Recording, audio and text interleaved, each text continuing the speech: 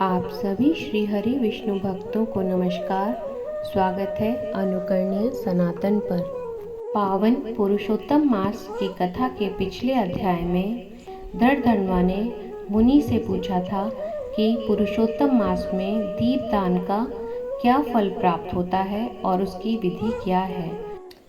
कथा के इस भाग में मणिग्रीव को ऋषि उग्रदेव बता रहे हैं कि श्री पुरुषोत्तम मास में दीपदान किस प्रकार करना चाहिए तथा विभिन्न प्रकार के दीपदान करने से उसका क्या फल होता है। तो आइए श्रवण करते हैं पावन कथा। अथ श्री पुरुषोत्तम मास महात्म्य चतुर्विंशति अध्याय आरंभ। श्री हरि विष्णु भगवान की जय। मणिग्रीव बोला, हे द्विज, विद्वानों से पूर्ण और सुंदर चमत्कारपुर में धर्मपत्नी के साथ रहता था। धनाढ्य पवित्र आचरण वाला, परोपकार को तत्पर, मुझको किसी समय संयोग से दुष्ट बुद्धि पैदा हुई।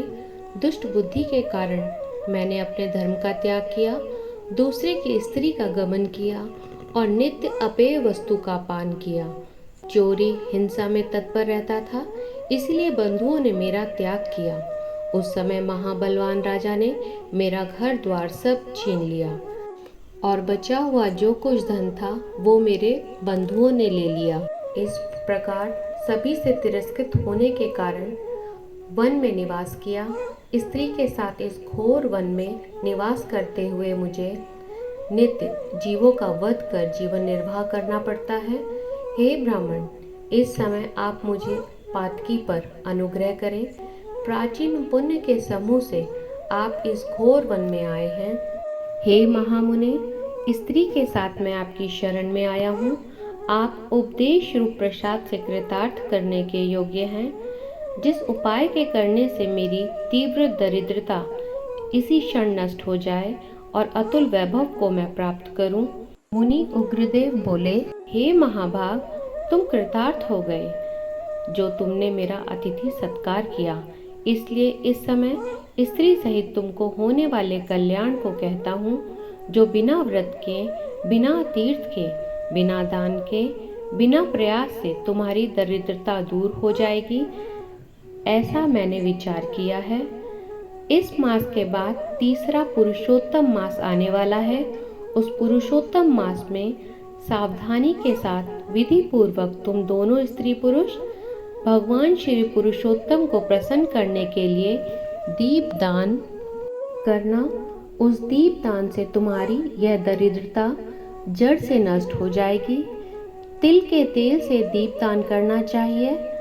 विभव के होने पर घृत से दीपदान करना चाहिए, परंतु इस समय वन में वास करने के कारण घृत अथवा तेल इनमें से तुम्हारे पास कुछ भी नहीं है। हे मणिग्रीव, पुरुषोत्तम मास भर स्त्री के साथ नियम पूर्वक इंगुदी के तेल से तुम दीपदान करना। स्त्री के साथ इस तालाब में नित्य स्नान करके दीपदान करना। इसी प्रकार तुम इस वन में 1 मास तक व्रत करना। तुम्हारे अतिथि सत्कार से प्रसन्न मैंने यह वेद तुम्हें कहा है। तुम दोनों स्त्री पुरुष के लिए ये उपदेश किया है। विधिहीन भी दीपदान करने से मनुष्यों को लक्ष्मी की वृद्धि होती है। यदि पुरुषोत्तम मास में विधि पूर्वक दीपदान किया जाए तो उसका कहना ही क्या। वेद में कहे हुए कर्म और अनेक प्रकार के दान श्री पुरुषोत्तम मास में दीपदान की 16वीं कला के बराबर भी नहीं है।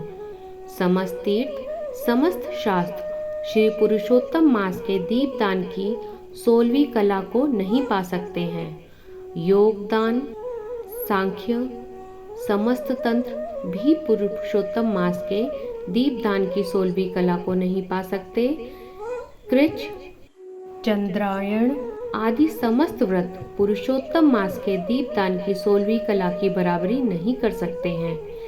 वेद का प्रतिदिन पाठ करना, गया श्राद्ध, गोमती नदी के तट का सेवन पुरुषोत्तम मास के दीपदान की 16वीं कला की बराबरी नहीं कर सकते।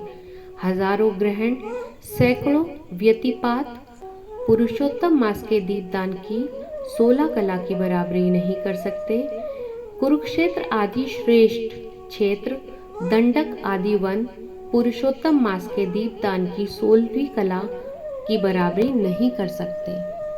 हे वत्स, यह अत्यंत गुप्त व्रत हर किसी से कहने लायक नहीं है। यह धन, धान्य, पशु, पुत्र, पौत्र और यश को करने वाला है, बंध्या स्त्री के बांझपन का नाश करने वाला है और स्त्रियों को सौभाग्य देने वाला है, राज्य से गिरे हुए राजा को राज्य देने वाला है और प्राणियों को इच्छा अनुसार फल देने वाला है। यदि कन्या व्रत करती है तो गुणी चिरंजीवी पति को प्राप्त करती है।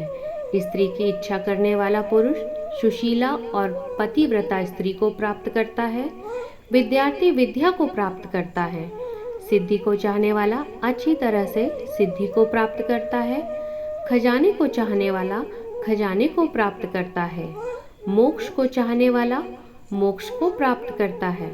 बिना विधि के, बिना शास्त्र के जो श्री पुरुषोत्तम मास में जिस किसी जगह दीप दान करता है, वह श्री पुरुषोत्तम भगवान की कृपा से इच्छा अनुसार फल को प्राप्त करता है।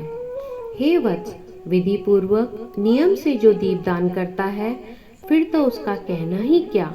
इसलिए श्री पुरुषोत्तम मास में दीप दान करना चाहिए। मैंने इस समय यह तीव्र दरिद्रता को नाश करने वाला दीप दान तुमसे कहा। तुम्हारा कल्याण हो। तुम्हारी सेवा से मैं प्रसन्न हूँ। अगस्त्य मुनि बोले, इस प्रकार वह श्रेष्ठ ब्राह्मण मन से 2 भुजा वाले मुरली को धारण करने वाले श्री हरि भगवान को स्मरण करते हुए प्रयाग को गए। वे दोनों अपने आश्रम से उग्रदेव के पीछे जाकर उनके पास कुछ मास पर्यंत वहां वास करके प्रसन्न मन हो दोनों स्त्री पुरुष उग्रदेव को नमस्कार कर फिर अपने आश्रम को चले आए। अपने आश्रम में आकर भक्ति से श्री पुरुषोत्तम भगवान में मन लगाकर ब्राह्मण की भक्ति में तत्पर उन दोनों स्त्री पुरुष ने 2 मास बिताया। 2 मास बीत जाने पर श्रीमान पुरुषोत्तम मास आया। उस पुरुषोत्तम मास में वे दोनों गुरु भक्ति में तत्पर हो दीप दान को करते हुए आलस्य को छोड़कर वे दोनों ऐश्वर्य के लिए इंगुदी के तेल से दीप दान करते रहे। इस प्रकार दीप दान करते हुए उन दोनों को श्री पुरुषोत्तम मास बीत गया। उग्रदेव ब्राह्मण के प्रसाद से शुद्धांतकरण होकर समय पर काल के वशीभूत हो इंद्र की पुरी को गए। वहां होने वाले सुखों को भोगकर पृथ्वी पर भारत खंड में उग्रदेव के प्रसाद से पूर्व जन्म में जो तुम मृग की हिंसा में तत्पर मणिग्रीव थे, वह वीरबाहु के पुत्र चित्रबाहु नाम से प्रसिद्ध राजा हुए। इस समय यह चंद्रकला नाम की जो तुम्हारी स्त्री है, वह पूर्व जन्म में सुंदरी नाम से तुम्हारी स्त्री थी। पतिव्रत धर्म से यह तुम्हारी अर्धांग की भागिनी है। जो स्त्री पतिव्रता होती है वह अपने पति के पुण्य का आधा भाग लेने वाली होती है। श्री पुरुषोत्तम मास में इंगुदी के तेल से दीपदान करने से तुमको यह निष्कंटक राज्य मिला। जो पुरुष श्री पुरुषोत्तम मास में घृत अथवा तिल के तेल से अखंड दीपदान करता है, तो फिर उसका कहना ही क्या।